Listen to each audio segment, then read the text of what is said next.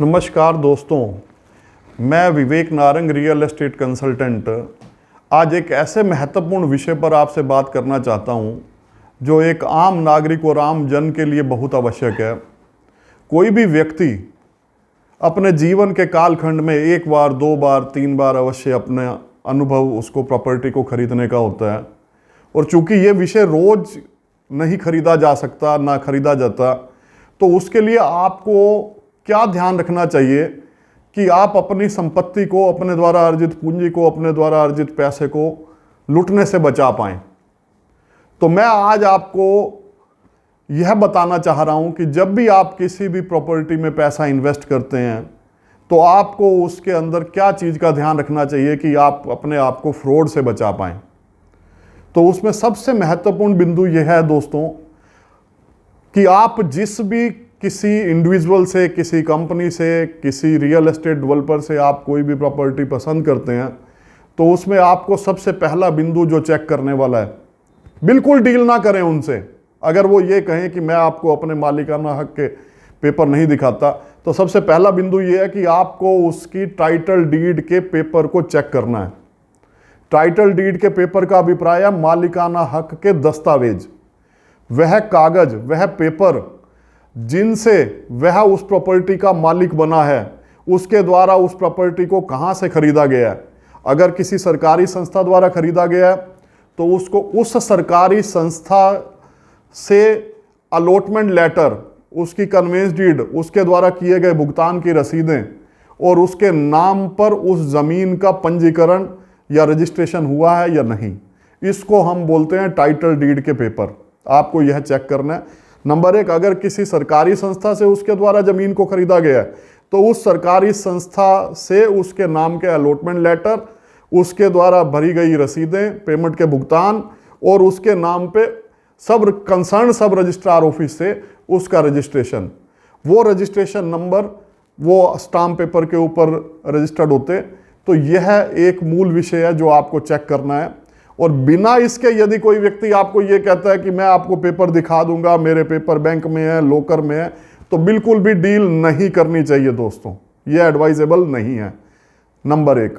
Number दो, आप किसी डेवलपर के द्वारा बनी हुई संपत्ति को खरीद रहे हैं, जैसे वो फ्लैट भी हो सकता, वो कॉमर्शियल स्पेस भी हो सकता, वो कोई बिल्डर फ्लोर भी हो सकता, तो मालिकाना हक के पेपर के बाद आपका दूसरा कार्य यह है कि इस द्वारा बनाई गई उस बिल्डिंग की बिल्डिंग प्लान का अनुमोदन, अप्रूवल ऑफ बिल्डिंग प्लान उसके द्वारा कंसर्न्ड अथॉरिटी से लिया गया है अथवा नहीं। यह बहुत महत्वपूर्ण कार्य है दोस्तों।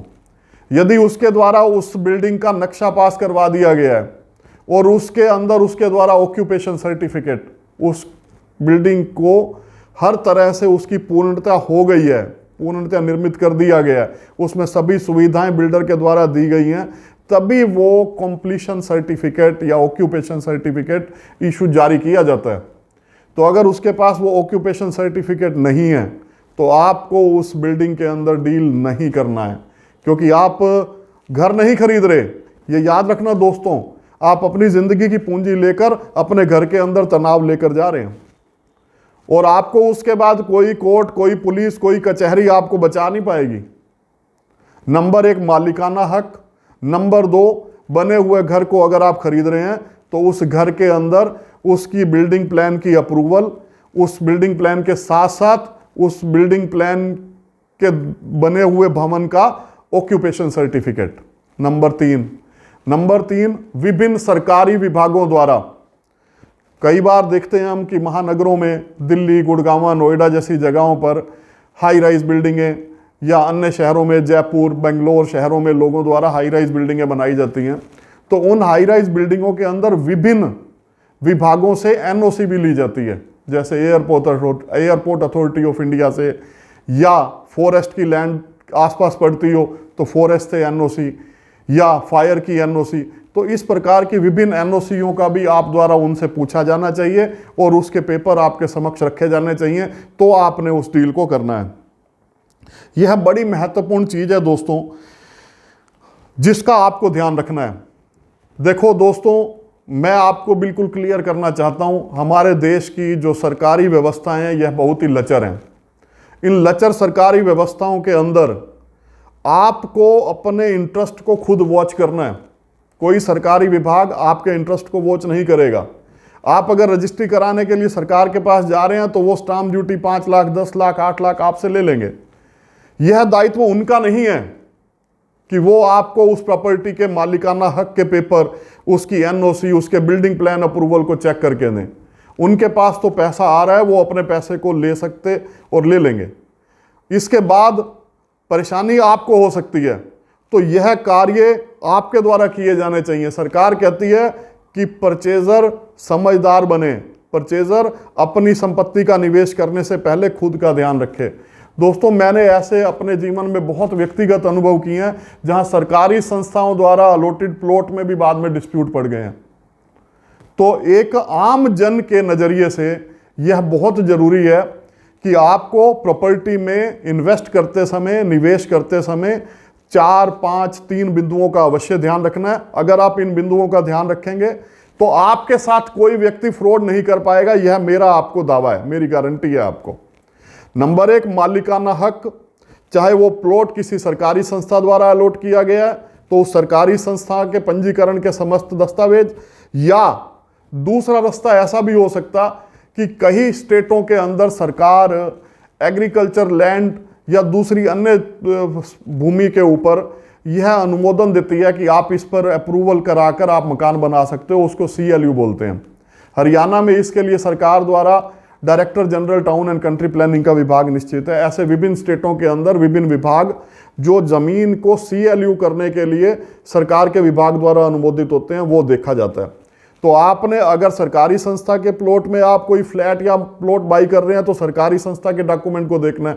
और अगर उसने किसी प्राइवेट फार्मर से खरीदा है तो उसका आपने ध्यान करना है कि वो फार्मर से जो ज़मीन उसने खरीदी है उसका मालिकाना हक उसके पास है या नहीं है।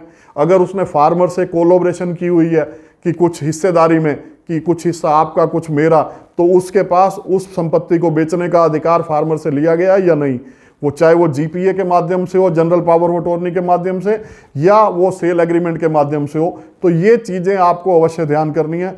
नंबर 1, टाइटल का पेपर, मालिकाना हक सरकारी संस्था या प्राइवेट द्वारा, फिर उसके बिल्डिंग प्लान्स के अप्रूवल्स और उसके कंप्लीशन सर्टिफिकेट, फिर उसके बाद विभिन्न विभागों से उसकी NOC। और तीसरा, अगर वो आपको, और महत्वपूर्ण कदम है दोस्तों, ये स्मरण रखना कि टाइटल के पेपर सेलर के पास ओरिजिनल मौजूद होने चाहिए। उसके ऊपर किसी, उस प्रॉपर्टी के ऊपर किसी बैंक, किसी नॉन बैंकिंग फाइनेंस कंपनी और किसी प्राइवेट पार्टी से लोन न लिया गया हो। तो सामान्यतः क्या होता है, जब भी बैंक या NBFC लोन देते हैं तो वो टाइटल के ओरिजिनल पेपर अपने पास रखते हैं। तो फोटो कॉपी के पेपर्स के ऊपर आपने कभी भी डील नहीं करना है। आपने जब तक व्यक्ति के पास, कंपनी के पास, डेवलपर के पास ओरिजिनल टाइटल के पेपर ना हो, आपने उसको कोई पैसा नहीं देना।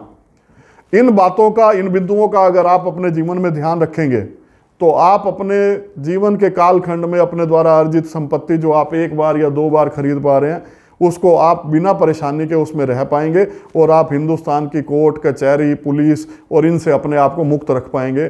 मेरा इस वीडियो को रिकॉर्ड करने का सिर्फ और सिर्फ सामाजिक उद्देश्य है कि समाज इस प्रकार की परिस्थितियों में जाने से बचे और आप लोगों को इस वीडियो का पूरा लाभ मिले। केवल और केवल यही मेरा प्रयोजन है।